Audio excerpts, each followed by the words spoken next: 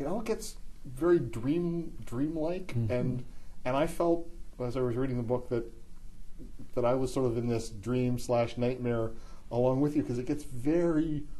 I'm really grateful to hear that. I'll tell you why. It took me more than a year or so to solve technically how to describe my induced semi-comas and the fact that I was conscious of what was happening, but not aware of, the brain was not aware of how to separate the hallucinations from reality. So it all blends together. Right, exactly. And I was drifting in and out.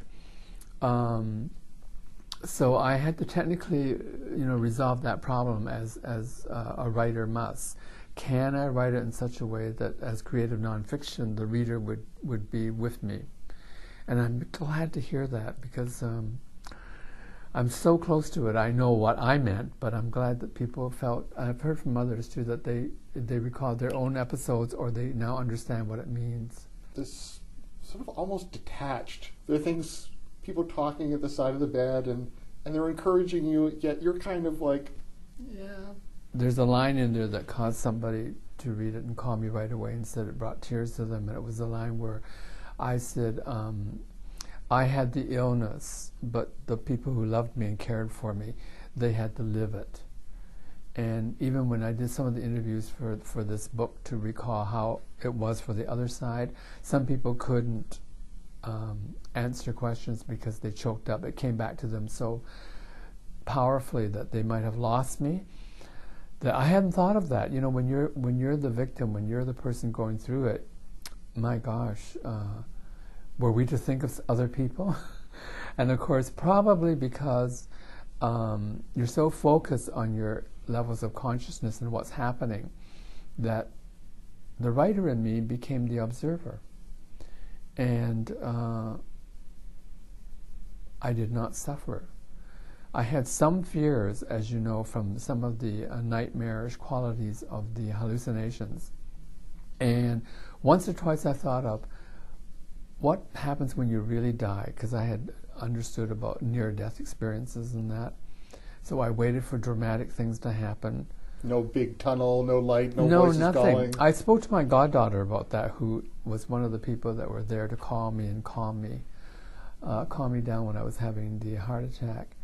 And she said she works in the cardiac ward in Arizona, University of Arizona, and she says it's not uncommon, that experience, but you had an induced semi-coma, semi-conscious state, and that means that you also will have amnesia. I get the sense now that a lot of your life you figure out in the pages of your book. Yeah, that is amazing, and it's a gift that I really appreciate, because otherwise, I've said this often because other people much wiser than myself said it way before I did, and I used to wonder what they meant. And it was simply this, that what is essential to being human is often invisible. And that is so true in my own life. Much of what is meaningful is felt, not seen. And, it's like trying to explain in any scientific sense what is a personality, or even what is consciousness, because when I did this research for this book, I asked a variety of doctors and people who specialize in consciousness and unconsciousness. They said there's actually no definition we can agree on. Your life is a very constructed one. You've now constructed your own family, who are not necessarily, or not biological. Mm-hmm. It's definitely not blood related. But man, do they love you. Well, I had that proof, of course, all through my times living with them, because I have a country family and a city family, and I highly recommend that people should have 2 sets wherever possible, and 2 homes to, rest your weary bones. And with the country family, I've been together with them for over 40 some odd years, 46, 47 years. And with the city family, I've been together with 26, 27 years. And I'm just amazed that I've been so fortunate, because, as a gay man, I always thought, and I always was told, even if you knew I was gay or not, you have to have somebody. the idea that everybody has to have a significant other, etc., well, simply isn't true for everyone. And those of us who find it not true, well, frankly, maybe because nobody can live with me by myself and by themselves. I need a whole tribe of people to help out here. But I think what happens is love has no rules, which is what are the two themes that I've discovered I write about without thinking about it consciously. And when, I get academics and students ask me, but what are your themes? I sat down one day and it came to me that if I look carefully at all the books and how I live my life, I've lived knowing that family is who loves you and that love has no rules. And if you stick to rules, like a man and a woman should be together or they should only be this set of, economic construction, etc.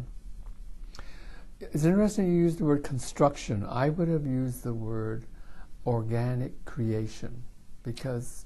Yeah, okay, I take it back. Yeah, because construction seems to say that it was somehow, more a determined, manipulative goal. But in fact, most of my situations have been just coming out from something within me that says, I like this, let's have more of it, and let's risk keeping it. The book is Not Yet, a memoir of living and almost dying. I've been speaking with the author, Wayson Choy, and Wayson Choy's Not Yet, published by Doubleday Canada.